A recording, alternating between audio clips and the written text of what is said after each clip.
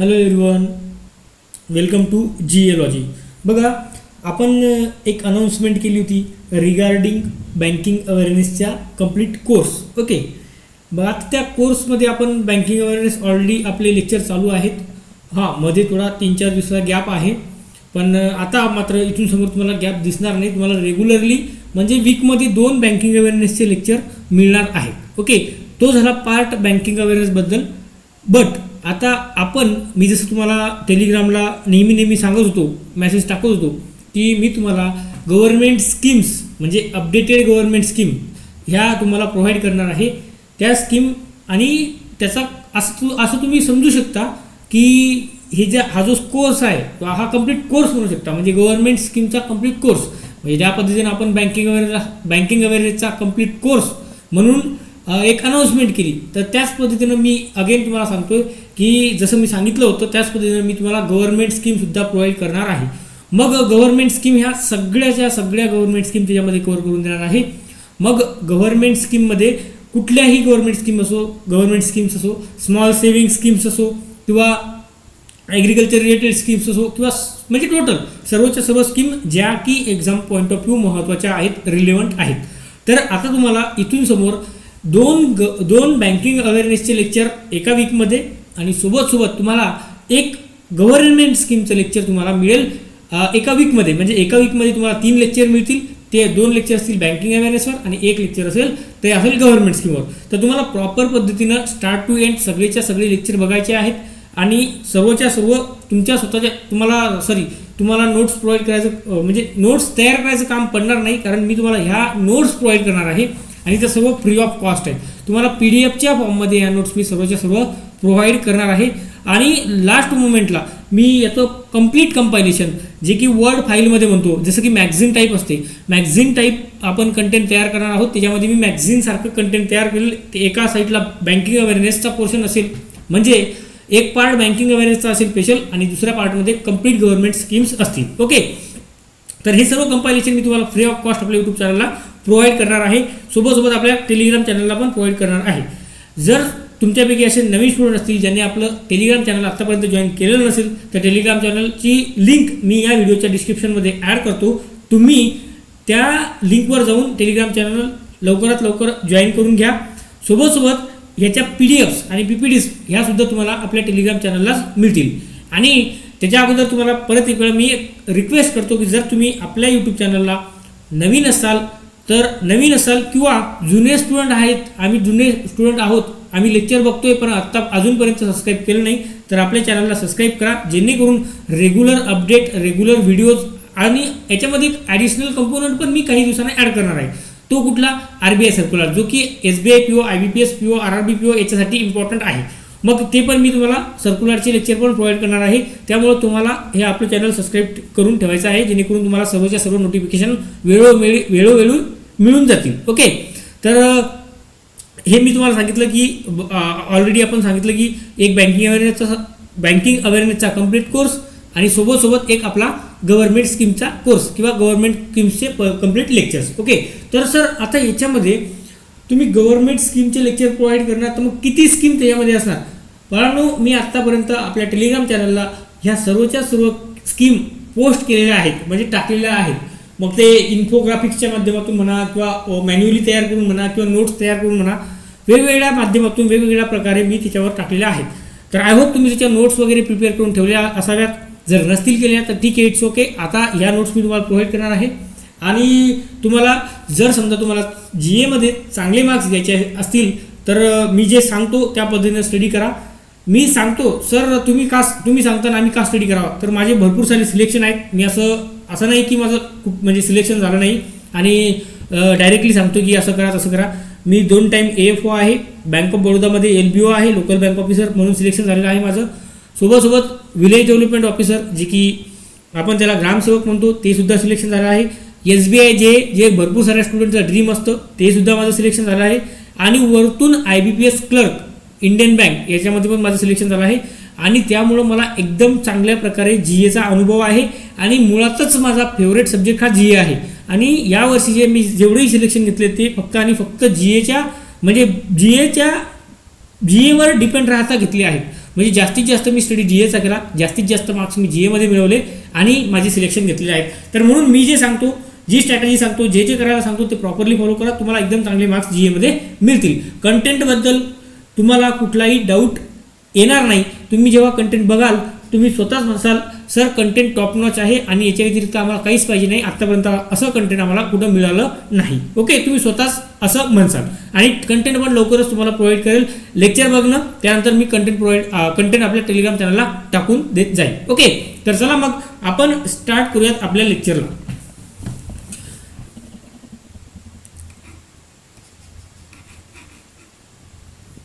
बघा, first scheme आहे PM किसान योजना. काय? PM किसान, प्रधानमंत्री किसान सन्मान निधी योजना. काय? प्रधानमंत्री किसान सन्मान निधी योजना. ओके, आता ही जी स्कीम आहे ही स्कीम कधी लॉन्च केली होती? बघा, ही जी स्कीम आहे PM किसान आपल्याला जनरली माहिती आहे. आता आपण नॉर्मली एक विचार केला की इंडियाची जी पॉप्युलेशन आहे, म्हणजे आपण म्हणतो ना इंडियाचं जे ॲग्रिकल्चर आहे हे म्हणजे इंडिया जी कंट्री आहे हे ॲग्रिकल्चरवर जास्त डिपेंडंट आहे. काय? इंडिया आपला जो भारत देश आहे हा ॲग्रिकल्चरवर जास्त रिलाय करतो. मग त्यामुळं काय आहे की आपली टू थर्ड जी पॉप्युलेशन आहे, 2/3 म्हणजे जवळपास आपण 66% म्हणतो, 66 to 70% जी पॉप्युलेशन आहे इंडियामधली ती ॲग्रिकल्चरवर डिपेंड आहे. कशावर? ॲग्रिकल्चरवर डिपेंड आहे. मग आता ॲग्रिकल्चरला खर्च लागतो. काही शेतकरी हे स्मॉल अँड मार्जिनल फार्मर असतात, काही मीडियम, सेमी मीडियम आणि लार्ज फार्मर असतात. मग अशा केसमध्ये प्रत्येक शेतकऱ्याजवळ पैसे नसतात आणि जेव्हा त्यांना म्हणजे जेव्हा सोईंगचा सीझन येतो, जून जुलैमध्ये सोईंग करतात किंवा दुसरा अगेन आपला हिवाळ्यामधला सोईंगचा अगेन सीझन असतो, त्या सीझनमध्ये त्यांना पेरणी करावी लागते, फवारणी करावी लागते, हार्वेस्टिंगसाठी याच्यासाठी खर्च लागत असतो. मग हा खर्च भागवण्यासाठी किंवा या खर्चाला मदत करण्यासाठी गव्हर्नमेंट ऑफ इंडियाने किंवा पंतप्रधान यांनी नरेंद्र मोदी यांनी काय केलं, एक स्कीम लॉन्च केली. तिचं नाव आहे PM किसान सन्मान निधी योजना. ओके, बरं. ती लॉन्च कधी झाली होती? तर ती लॉन्च झाली होती 24 फेब्रुवारी 2019मध्ये. किती? 24 फेब्रुवारी 2019मध्ये ही लॉन्च झाली होती. हे डेट एक्झाममध्ये विचारतात. ओके, हे डेट एक्झाममध्ये विचारतात. ही लॉन्च झाली होती 24 फेब्रुवारी 2019. बरं. इफेक्टिव्ह कधी झाली होती? तर इफेक्टिव्ह झाली होती 1 डिसेंबर 2018. सर हे कसं? लॉन्च तुम्ही सांगताय फेब्रुवारी 2019मध्ये झाली आणि इफेक्टिव्ह 1 डिसेंबर 2018मध्ये, म्हणजे हे थोडंसं गडबड वाटतंय. नाही, गडबड नाही आहे, ते बरोबर आहे. बघा कसं, आता या स्कीमच्या अंतर्गत आपल्याला 3 इन्स्टॉलमेंट मिळतात. काय म्हटलं मी? या स्कीमच्या अंतर्गत आपल्याला काय मिळतात? 3 इन्स्टॉलमेंट मिळतात. ही एक इन्स्टॉलमेंट, ही एक इन्स्टॉलमेंट आणि ही एक इन्स्टॉलमेंट. आपल्याला इथं 2,000 प्रत्येक इन्स्टॉलमेंटमध्ये मिळतात. काय म्हटलं? 2,000 प्रत्येक इन्स्टॉलमेंटमध्ये मिळतात. बरं. मग जेव्हा ही इफेक्टिव्ह झाली, तर इफेक्टिव्ह झाली ही 1 डिसेंबरपासून. तर मग तो जो पिरियड आहे तो काउंट केला त्यांनी 1 डिसेंबर टू नेक्स्ट 4 मंथ, म्हणजे प्रत्येक 4 महिन्याला आपल्याला एक इन्स्टॉलमेंट मिळते. प्रत्येक 4 महिन्याला आपल्याला एक इन्स्टॉलमेंट मिळते. तर मग ती जी इफेक्टिव्ह झाली ती 1 डिसेंबर, म्हणजे 1 डिसेंबरपासून 1 जानेवारी, 1 फेब्रुवारी आणि 1 मार्च. मग आपले 4 महिने जसे कंप्लीट झाले तेव्हा आपल्याला एक इन्स्टॉलमेंट त्याची पहिली मिळाली. मग नंतरचे 4 महिने जेव्हा कंप्लीट होती तेव्हा ती सेकंड इन्स्टॉलमेंट आपल्याला मिळाली. तर अशा पद्धतीने ही इफेक्टिव्ह झाली 1 डिसेंबरपासून आणि लॉन्च केली नंतर 24 फेब्रुवारी 2019मध्ये. आता ही लॉन्च झाली 2019मध्ये. त्यानंतर ही स्कीम जी आहे ही सेंट्रल सेक्टर स्कीम आहे. सर हे सेंट्रल सेक्टर स्कीम म्हणजे काय? तर जी स्कीम सेंट्रल सेक्टर स्कीम असते त्यामध्ये 100% पैसा किंवा इन्व्हेस्टमेंट किंवा फंडिंग जी असते ही सेंट्रल गव्हर्नमेंट करत असते. काय म्हटलं मी? जेव्हा एखादी स्कीम ही सेंट्रल सेक्टर असते तेव्हा त्याच्यामध्ये सगळा पैसा इन्फ्यूज केलेला असतो सेंट्रल गव्हर्नमेंट. आता अगेन एक दुसरी एक स्कीम असते ती असते सेंट्रली स्पॉन्सर्ड स्कीम. काय? Centrally sponsored scheme. ओके, मग ह्या स्कीममध्ये शेअर असतात. काही शेअर हा सेंट्रल गव्हर्नमेंटचा असतो आणि काही शेअर हा स्टेट गव्हर्नमेंटचा असतो. म्हणजे दोघांनी मिळून ही स्कीम चालवलेली असते. दोन्ही गव्हर्नमेंट मिळून म्हणजे सेंट्रल गव्हर्नमेंट आणि स्टेट गव्हर्नमेंट हे दोन्ही कंबाईन येऊन ते काय करतात? त्या स्कीममध्ये फंडिंग प्रोव्हाइड करायचं काम करतात. त्याला सेंट्रली स्पॉन्सर्ड स्कीम म्हणतात. म्हणजे सेंटरचा काही शेअर असतो आणि स्टेटचा सुद्धा काही शेअर असतो. पण सेंट्रल सेक्टरचा जर विचार केला तर 100% फंडिंग ही फक्त आणि फक्त गव्हर्नमेंट ऑफ इंडिया किंवा सेंट्रल गव्हर्नमेंट त्याच्यामध्ये करत असते. म्हणून ही स्कीम कुठली आहे? तर ही सेंट्रल सेक्टर स्कीम आहे. ओके, बरं. आता याचाच पर्पज काय, मी तुम्हाला स्टार्टिंगला सांगितलं की याचा पर्पज काय होता किंवा काय आहे लॉन्च करण्याचा. To provide income support to land holding farmers to meet agriculture and domestic needs. आता ॲग्रिकल्चरमध्ये कुठल्या कुठल्या नीड्स येतात, जेव्हा मशागतसाठी पैसा लागतो, म्हणजे हा आपण म्हणतो त्याला टिलेज करायची असते, मशागत करायची असते, त्यासोबत आपल्याला सोविंग करायची असते, मग सोविंगच्या वेळेस आपल्याला सीड्स लागतात, सोबत आपल्याला फर्टिलायझर्स लागतात, सोबत आपल्याला पेस्टिसाइड्स लागतात, इन्सेक्टिसाइड्स लागतात. तर ह्या प्रकारचा हार्वेस्टिंगला खर्च लागतो. तर ह्या प्रकारचे जे काही एक्सपेन्सेस आहेत ते एक्सपेन्सेस भरून काढण्यासाठी गव्हर्नमेंट ऑफ इंडियानं काय केलं की ही स्कीम लॉन्च केली आणि त्यामध्ये थोडाफार प्रमाणात एक सपोर्ट प्रोव्हाइड करायचं काम त्यांनी केलेलं आहे. आता सर तुम्ही असं म्हणसाल सर 6,000मध्ये कुठं 6,000मध्ये खरंच आपल्या शेतकऱ्याचा खर्च बघतो का, तर नाही. पण ही एक त्यांच्या साईडने त्यांना दिलेली थोड्याफार प्रमाणात केलेली मदत आहे. ओके. त्यानंतर युनियन बजेटमध्ये 2026-27च्या युनियन बजेटमध्ये या 60,000 करोडचं अलॉकेशन दिलेलं आहे. किती? युनियन बजेट 2026-27साठी अलॉकेशन हे 60,000 करोडाचं आहे. अलॉकेशन हे ऑलवेज पेपरमध्ये विचारतात, नेहमी पेपरमध्ये विचारत असतात. त्यामुळे तुम्हाला हे सर्वच्या सर्व म्हणजे अशी ही PPT जी आहे, ही जी PPT आहे किंवा हे जे कंटेंट मी तुम्हाला डिलिव्हर करतो आहे यामधला एक आणि एक पॉईंट इम्पॉर्टंट आहे. कुठंही क्वेश्चन कुठल्याही पॉईंटवर तुम्हाला क्वेश्चन पेपरमध्ये बघायला मिळू शकतो. ओके. बघा, administer by ministry of agriculture and farmer welfare. आता ऑफकोर्स ही ॲग्रिकल्चर रिलेटेड स्कीम आहे, त्याच्यामध्ये ॲग्रिकल्चर मिनिस्ट्रीज असणार आहे. मग ॲग्रिकल्चरचे करंट मिनिस्टर कोण आहेत, तर शिवराज सिंग चौहान. काय ॲग्रिकल्चरचे करंट मिनिस्टर जे आहेत ते शिवराज सिंग चौहान म्हणून आहेत. आणि minister of state for agriculture. आता ॲग्रिकल्चरसाठी स्टेट म्हणजे मिनिस्टर ऑफ स्टेट असतात. एक कॅबिनेट मिनिस्टर असते, एक कॅबिनेट मिनिस्ट्री असते आणि एक असते स्टेट मिनिस्टर ऑफ स्टेट. तर कॅबिनेटमध्ये जे आहेत ते आहेत शिवराज सिंग चौहान, म्हणजे मेन जे मिनिस्टर आहेत कशाचे, ॲग्रिकल्चरचे सेंटरमध्ये, तर ते आहेत शिवराज सिंग चौहान. आणि minister of state for agriculture ते आहेत एक रामनाथ ठाकूर म्हणून आहेत आणि दुसरे आहेत श्री भगीरथ चौधरी.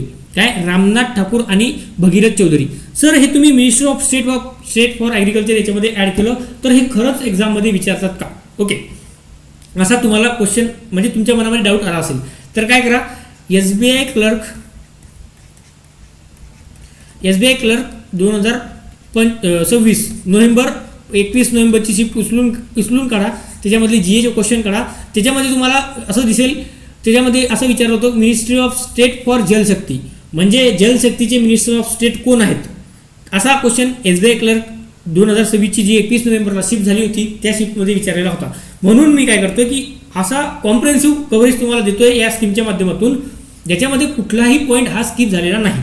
सर्वच्या सर्व पॉईंट त्याच्यामध्ये प्रॉपरली कव्हर झालेले आहेत आणि ते पॉईंट तुम्हाला एक्झाममध्ये विचारणार. सर्वच्या सर्व ईच आणि एव्हरी पॉईंट हा इम्पॉर्टंट आहे. ओके. आय होप तुम्हाला ही जी आहे हे जेवढं आतापर्यंत जेवढं सांगितलं तेवढं व्यवस्थित कळालं असावं. ओके. आता आपण मूव्ह करूयात नेक्स्ट स्लाइडवर. बघा, इम्प्लिमेंटिंग ते सांगितलं, इम्प्लिमेंटिंग बॉडी म्हणजे ॲडमिनिस्टर कोण करते, minister of agriculture and farmer welfare. त्याच्या अंतर्गत एक डिपार्टमेंट असतं, department of agriculture and farmer welfare, हे त्याची इम्प्लिमेंटिंग बॉडी आहे. ओके. मिनिस्ट्री कोणती आहे, मेन मिनिस्ट्री डील कुठली करते, तर ॲग्रिकल्चर अँड फार्मर वेलफेअर. बरं. पण त्याच्या अंतर्गत सुद्धा एक बॉडी असते, त्याचं नाव आहे department of agriculture and farmer welfare. तर हे त्याची इम्प्लिमेंटिंग बॉडी आहे. बरं. त्यानंतर याच्यामध्ये फायनान्शियल बेनिफिट कशा प्रकारे मिळतात, तर बघा पर इयर 6,000 आपल्याला याच्यामध्ये मिळतात. म्हणजे PM किसान योजनेच्या अंतर्गत 6,000 आपल्याला ॲन्युअली 6,000 आपल्याला ॲन्युअली मिळत असतात. ओके. 2-2-2 असं त्याचं डिव्हिजन आहे. प्रत्येक 4 मंथमध्ये म्हणजे 4 महिने झाल्यानंतर प्रत्येक 4 महिन्याला म्हणजे 3 इन्स्टॉलमेंटमध्ये आपल्याला हे 2,000 मिळतात. ॲन्युअली आपल्याला 6,000 म्हणजे शेतकऱ्याला 6,000 त्याच्या अकाउंटमध्ये येतात. ओके. याच्यामध्ये हे फायनान्शियल असिस्टंट या स्कीमच्या माध्यमातून गव्हर्नमेंट ऑफ इंडिया शेतकऱ्याला प्रोव्हाइड करते. किती टोटल किती मिळतात, 6,000. प्रत्येक इन्स्टॉलमेंटमध्ये किती मिळतात, तर 2,000. बघा याच्यामध्ये दिलेलं आहे financial benefit of 6,000 per year is transferred in 3 equal instalment of 2,000 every 4 month. म्हणजे प्रत्येक 4 महिन्याला 2,000 फार्मरच्या अकाउंटमध्ये ट्रान्सफर केल्या जातात आणि ते DBT थ्रू केले जातात. कुठे, direct beneficiary transfer, direct benefit transfer. Sir हे डायरेक्ट बेनिफिट ट्रान्सफर म्हणजे काय, याच्या अगोदर काय होतं, हे जे पोर्टल आहे, हे जी मोड आहे DBT हा अगोदर चालायचा नाही. काय, DBT हा अगोदर नव्हता. म्हणजे अजून करा की जवळपास 2016च्या अगोदर हे नव्हतं. काय म्हणता, 2016च्या अगोदर हे DBT नावाचा असा काही प्रकार नव्हता. हा आता रिसेंटली आलेला प्रकार आहे. का याचं रिझन असं आहे की गव्हर्नमेंटला जेव्हा गव्हर्नमेंट एखादी स्कीम लॉन्च करते तर ती ग्राउंड लेवलपर्यंत पोहोचत नाही. काय एखादा समजा एखादी स्कीम लॉन्च केली आणि याच्यामध्ये फंडिंग प्रोव्हाइड केलं तर ते शेतकऱ्यापर्यंत किंवा ग्राउंड लेवलपर्यंत पोहोचत नाही. याच्यामध्ये जे लीडर असतात किंवा जे एम्प्लॉई असतात ते काय करतात, करप्शन करतात आणि तेच पैसे ते उचलून घेतात. त्यामुळे ते ग्राउंड लेवलला ज्या स्कीमचं इम्प्लिमेंटेशन म्हणजे गव्हर्नमेंट काय करते, लॉन्च तर करते स्कीम पण ती ग्राउंड लेवलला इम्प्लिमेंट होत नाही. मग त्याचा फायदा या शेतकऱ्यापर्यंत पोहोचत नाही. तर आणि ते दिसायला ते दाखवून देतात, म्हणजे डॉक्युमेंटवर दाखवून देतात की आम्ही एवढा शेतकऱ्याला पैसा दिलाय, पण तो ॲक्च्युली ग्राउंड लेवलला पोहोचत नाही.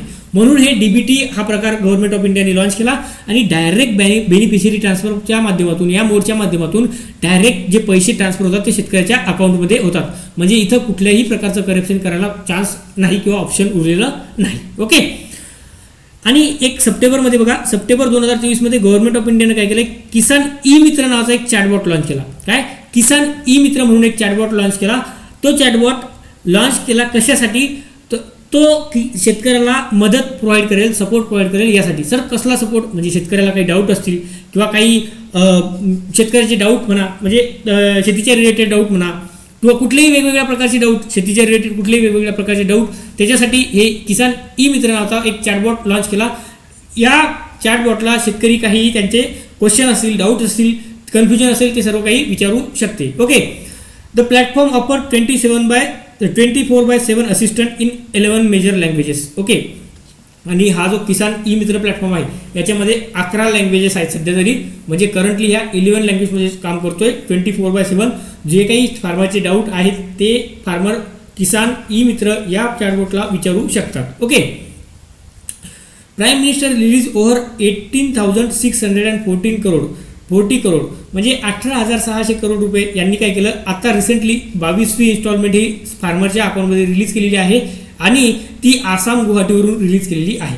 किती, आसाम गुवाहाटीवरून रिलीज केलेली आहे आणि 18,640 करोड त्या इन्स्टॉलमेंटमध्ये त्यांनी शेतकऱ्याच्या अकाउंटमध्ये ट्रान्सफर केलेले आहेत आणि ती इन्स्टॉलमेंट आहे 22nd इन्स्टॉलमेंट. आता एक प्रपोज आहे बरं का, म्हणजे प्रपोज केला आहे गव्हर्नमेंट ऑफ इंडियाने की हे जे 6,000 मिळतात शेतकऱ्याला, हे जे 6,000 मिळतात हे याची लिमिट वाढून ते 9,000 करणार आहेत. काय, 6,000वरची लिमिट वाढून ते 9,000 करणार आहेत, असं एक प्रपोज आहे, म्हणजे प्रपोज केलं आहे त्यांनी. आता ती जेव्हा होईल तेव्हा होईल, पण त्यांनी सांगितलं आहे की लवकरात लवकर आम्ही काय करूयात, आम्ही 6,000ची लिमिट ही वाढून 9,000 करणार आहोत. ओके. तर हे होतं ऑल अबाउट कुठली स्कीम, जी PM किसान यूज. ओके. PM किसान स्कीम याच्याबद्दल होतं. तर आता बघा याला समअप करूयात आपण, समरी शॉर्टमध्ये समरी बघून घ्या. लॉन्च कधी झाली, फेब्रुवारी 2019मध्ये, इफेक्टिव्ह डिसेंबर 2018मध्ये. फायनान्शियल बेनिफिट मी सांगितलं तुम्हाला 6,000 पर इयरला मिळतात, 2,000 इन 3 इन्स्टॉलमेंटमध्ये, 4 महिन्याच्या 3 इन्स्टॉलमेंटमध्ये 2,000 प्रत्येक फार्मरच्या अकाउंटला ट्रान्सफर होतात आणि टोटल ॲन्युअली जर बघितलं तर ते आपल्याला 6,000 मिळतात. याचा आउटले जर का बघितलं 2026-27साठी तर 60,000 करोडाचा आहे आणि DBT थ्रू ते फार्मरच्या अकाउंटमध्ये जातात. इन्स्टॉलमेंट किती होती, तर इन्स्टॉलमेंट होती 22वी इन्स्टॉलमेंट होती. जी मिनिस्ट्री आहे, कुठली मिनिस्ट्री याच्यासोबत डील करते, तर ministry of agriculture and farmer welfare याच्यासोबत डील करते. करंट मिनिस्टर जे आहेत ते शिवराज सिंग चौहान आहेत आणि मिनिस्ट्री ऑफ स्टेट फॉर ॲग्रिकल्चरचा जर विचार केला तर रामनाथ ठाकूर हे जे आहेत सध्या, रामनाथ ठाकूर आणि भगीरथ चौधरी हे minister of state for agriculture आहेत. त्यानंतर त्याच्या इम्प्लिमेंटिंग बॉडी कुठली आहे, तर department of agriculture and farmer welfare. आणि सध्याची जी इन्स्टॉलमेंट आहे 22nd इन्स्टॉलमेंट, याच्या अंतर्गत 18,640 करोड गव्हर्नमेंट ऑफ इंडियानी हे फार्मरच्या अकाउंटमध्ये DBT थ्रू रिलीज केलेले आहेत. ओके. तर हे होतं ऑल अबाउट PM किसान सन्मान निधी योजना. ओके. आय होप तुम्हाला जेवढं मी सांगितलं, जेवढं मी शिकवलं ते तुम्हाला एकदम क्रिस्टल क्लिअर समजलं असावं. ओके. आता आपण चालू करूयात नेक्स्ट स्कीम. ओके. बघा ही स्कीम आहे प्रधानमंत्री किसान मानधन योजना. प्रधानमंत्री किसान मानधन योजना. ओके. आता ही स्कीम पण आपण अभ्यासू, कशा प्रकारे काय काय दिलेलं आहे किंवा काय चेंजेस आहेत किंवा काय काय अपडेशन याच्यामध्ये आता रिसेंटली झालेले आहेत, तर ते आपण सर्व याच्यामध्ये बघू. बघा लॉन्च झाली होती ही जी स्कीम आहे ही 12 सप्टेंबर 2019ला लॉन्च झाली होती. बघा हे लॉन्चिंग इयर पण एक्झाममध्ये विचारल्या जातं. ओके. काय म्हणतोय मी, लॉन्चिंग इयर पण एक्झाममध्ये विचारल्या जातं, तर त्यामुळे आपल्याला लॉन्च कधी झाली हे पण माहीत असणं गरजेचं आहे. तर ही लॉन्च झाली होती 12 सप्टेंबर 2019. बरं, ही कशी स्कीम आहे? सेंट्रल सेक्टर स्कीम आहे. सेंट्रल सेक्टर स्कीम म्हणजे काय? 100% फंडिंग हे सेंट्रल गव्हर्नमेंटचं आहे. काय? 100% फंडिंग हे सेंट्रल गव्हर्नमेंटचं आहे. याच्या म्हणजे 2026-27चं जे फायनान्शियल इयर आहे त्याच्यासाठी त्यांनी बजेट किंवा आउटले जे आहे ते किती ठेवलं आहे? 100 करोडाचा आउटले ठेवला आहे. फक्त आणि फक्त 2026 आणि 27साठी त्यांचं जे आउटले आहे या स्कीमच्या अंतर्गत किंवा या स्कीमसाठी गव्हर्नमेंटने दिलेलं अलॉकेट केलेलं किती आहे? तर 100 CRचं आहे किंवा 100 करोडचं आहे. बरं, त्यानंतर it is a voluntary and contributory pension scheme for the entry age group of 18 to 40 years. म्हणजे याच्यासाठी इलिजिबिलिटी काय आहे? इलिजिबिलिटी जी आहे ती आहे 18 ते 40 इयर. काय? 18 ते 40 इयर. म्हणजे या वयोगटामध्ये असणारे जे लोक आहेत किंवा जे फार्मर्स आहेत तेच फक्त याच्यासाठी इलिजिबल आहेत. बाकी जे म्हणजे ज्यांचं एज 40 क्रॉस आहे ते पण इलिजिबल नाही. ज्यांचं एज जे आहे 18पेक्षा कमी आहे ते सुद्धा याच्यासाठी इलिजिबल नाही. ओके, बरं. मग सर आता हे 18 ते 40 इयर इलिजिबिलिटी आहे. म्हणजे असे शेतकरी ज्यांचं एज 18 ते 40 इयर आहे ते याच्यासाठी या स्कीममध्ये एनरोल करू शकतात. Okay, with a provision of minimum monthly assured pension of 3000. मग आता समजा on attending age of 60 year. बघा काय म्हणते की इलिजिबल कोण आहेत? 18 ते 40 वयोगटातले फार्मर. आणि जेव्हा हे 18 ते 40 वयोगटातले फार्मर याच्यामध्ये इनरोल करतील, 60 वर्ष याच्यामध्ये एक पैसे भरतील थोड्याफार प्रमाणात, म्हणजे काही अमाऊंट आहे, फिक्स अमाऊंट आहे, तेवढे पैसे त्याच्यामध्ये टाकतील आणि गव्हर्नमेंट ऑफ इंडिया पण सेम पैसे इक्वल कॉन्ट्रीब्युशन त्याच्यामध्ये करेल. आणि जेव्हा ॲज सून एज तुमचं एज 60 वर्ष कंप्लीट होईल त्या टायमाला तुम्हाला एक मिनिमम अश्युअर्ड पेन्शन मिळेल 3000 पर मंथ. काय? 3000 पर मंथ. म्हणजे प्रत्येक शेतकऱ्याला 60 वर्षानंतर, म्हणजे असे शेतकरी ज्यांनी या स्कीमच्या अंतर्गत एनरोल केलेलं आहे आणि 60 वर्षापर्यंत त्याच्यामध्ये पैसे टाकलेले आहेत आणि ॲज सून ॲज त्यांचं वय 60 वर्ष कंप्लीट झालं त्यानंतर त्यांना एक मिनिमम पेन्शन 3000 पर मंथ हे त्यांच्या अकाउंटला येईल. म्हणजे त्यांना 3000 एवढं पेन्शन त्याच्या अकाउंटला मिळणार आहे. केव्हा? जेव्हा ते 60 इयर त्याचं एज कंप्लीट होईल तेव्हा. ओके, बरं. त्यानंतर टार्गेट ग्रुप कुठले आहेत? Small and marginal farmer. पण या स्कीममध्ये फक्त इलिजिबिलिटी ही फक्त आणि फक्त स्मॉल अँड मार्जिनल फार्मरसाठीच आहे. असे फार्मर ज्यांच्याकडे 2 हेक्टरपर्यंतची जमीन कल्टिवेबल लँड आहे. काय? असे फार्मर ज्यांची 2 हेक्टरपर्यंत जमीन आहे तेच फार्मर याच्यासाठी इलिजिबल आहे. बरं, आता सर हे मार्जिनल फार्मर आणि स्मॉल फार्मर आम्हाला काही माहिती नाही कारण आमचं ॲग्रिकल्चर बॅकग्राऊंड नाही. आम्ही अदर स्टुडंट आहोत, अदर दॅन ॲग्रिकल्चर बॅकग्राऊंडचे आहेत. ओके, बरं. आता बघा मार्जिनल फार्मर म्हणजे असे फार्मर ज्यांची जमीन ही 1 हेक्टरपेक्षा कमी आहे. काय? मार्जिनल फार्मर म्हणजे असे फार्मर ज्यांच्याकडे 1 हेक्टर एवढी जमीन आहे किंवा त्याच्यापेक्षा कमी जमीन आहे त्याला आपण मार्जिनल फार्मर म्हणत असतो. स्मॉल फार्मर म्हणजे असे फार्मर ज्यांची 1 ते 2 हेक्टरपर्यंत जमीन त्यांच्याकडे आहे. त्यानंतर सेमी मिडियम फार्मर म्हणजे असे फार्मर ज्यांच्याकडे 2 ते 4 हेक्टर जमीन आहे. मीडियम फार्मर म्हणजे असे फार्मर ज्यांच्याकडे 4 ते 10 हेक्टर जमीन त्यांच्याकडे आहे. आणि लार्ज फार्मर म्हणजे 10 हेक्टर किंवा 10 हेक्टरपेक्षा जास्त त्यांच्याकडे जमीन आहे. तर हे झालं classification of farmer on the basis of land categorisation किंवा किती लँड त्यांच्याकडे आहे अवेलेबल आहे त्याच्या बेसिसवर त्यांचं क्लासिफिकेशन आहे. तर या स्कीमसाठी फक्त आणि फक्त हे 2च कॅटेगरी इलिजिबल आहेत. कुठल्या? स्मॉल आणि मार्जिनल फार्मर. कुठल्या? स्मॉल आणि मार्जिनल फार्मर. असे फार्मर त्यांच्याकडे 1 हेक्टरपर्यंत 1 ते 2 हेक्टरपर्यंत जमीन अवेलेबल आहे. Okay,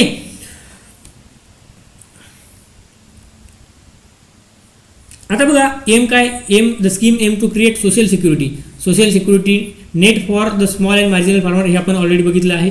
the amount of monthly contribution ranges between 55 ते 200 रुपये पर मंथ. बघा तुम्ही आता बघा तुम्ही काय करताय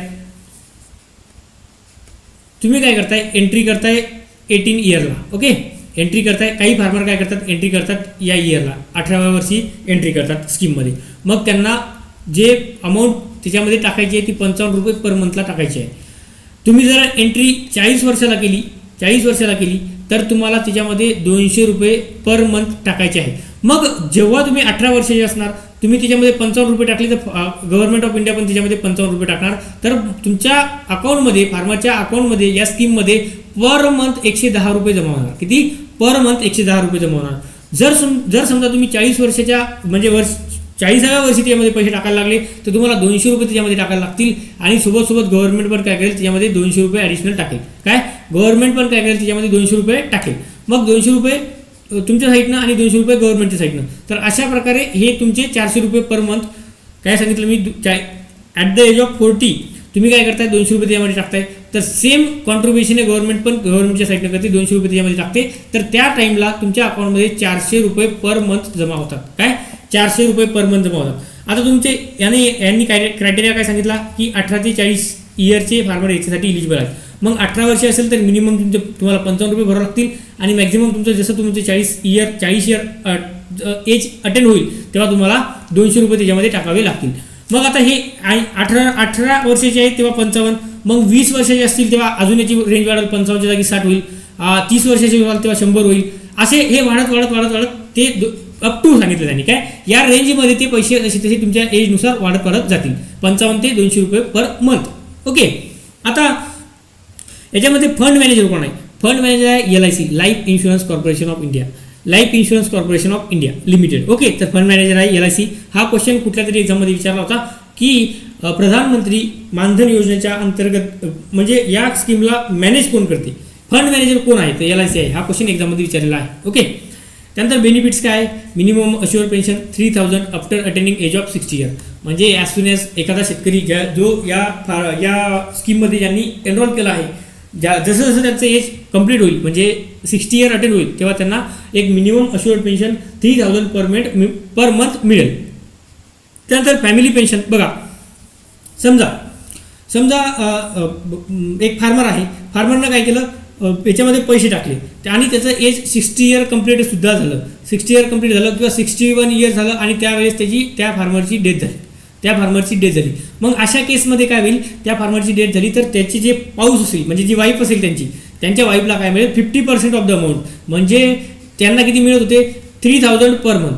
किती मिळत होते, 3000 पर मंथ. तर त्याच्याऐवजी त्यांच्या वाईफला 1500 रुपये पर मंथ एवढे पैसे मिळतील. काय सांगितलं मी, फार्मर जर का समजा एखादा सबस्क्रायबर आहे, मग समजा मेल फार्मर आहे तर त्याच्या वाईफला ते 50% मिळतील, किंवा फिमेल फार्मर आहे आणि त्यांची डेथ झाली तर ते त्यांच्या हजबंडला 50% त्याच्या अमाऊंटच्या 50% त्यांना मिळेल. ओके.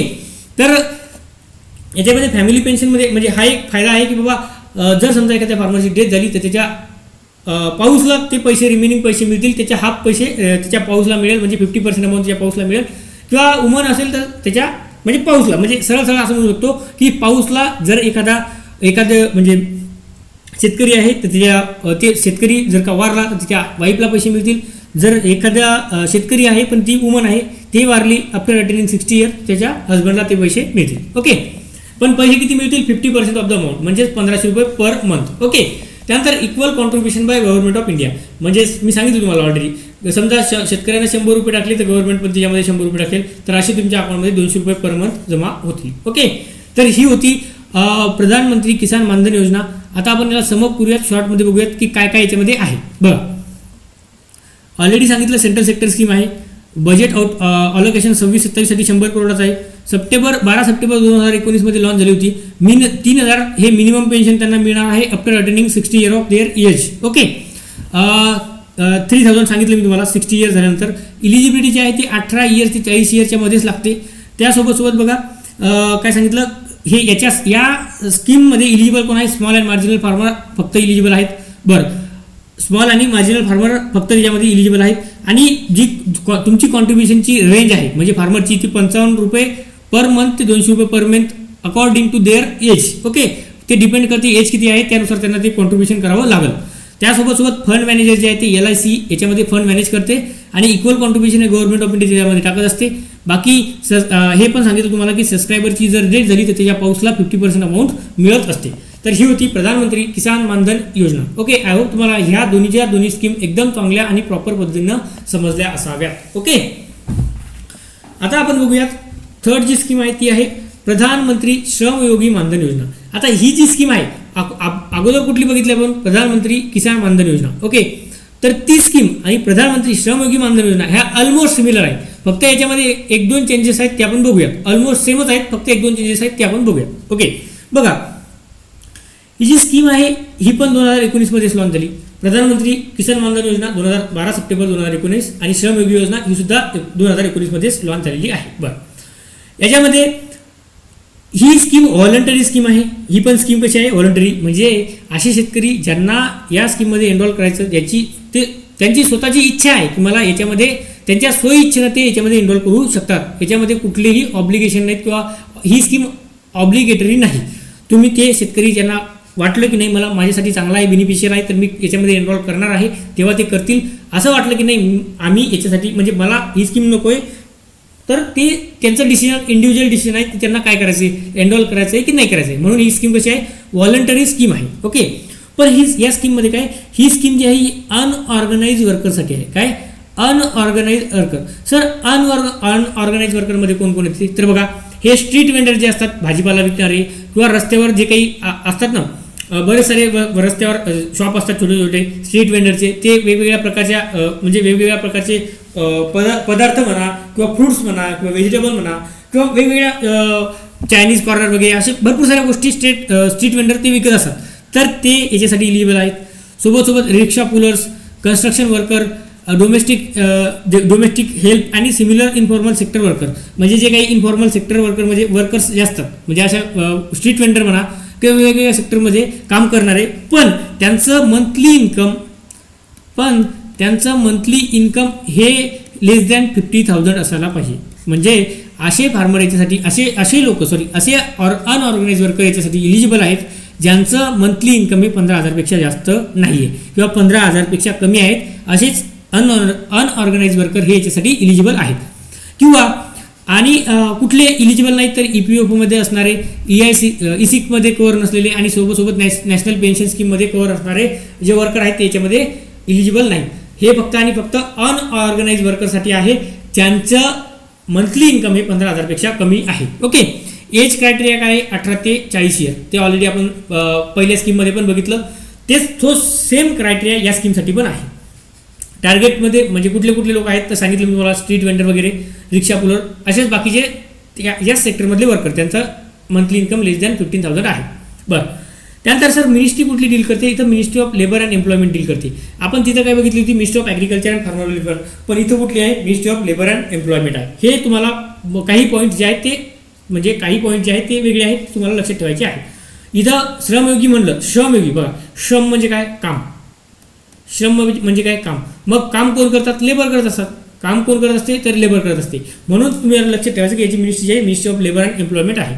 त्यानंतर करंट मिनिस्टर कोण आहेत, मिनिस्टर ऑफ लेबर म्हणजे current minister of labour and employment सध्या मनसुख मंडाविया. सध्याचे जे मिनिस्टर आहेत लेबर मिनिस्टर ते कुठले आहेत, मनसुख मंडाविया. आणि minister of state for labour and employment, minister of state for labour and employment कुठली आहेत तर सुश्री शोभा करंडलाजे. काय, सुश्री शोभा करंडलाजे हे जे आहेत हे सध्याचे त्याचे minister of state for labour आहे. सुश्री शोभा करंडलाजे हे नसेल राहत लक्षात तर फक्त एवढं लक्षात ठेवा,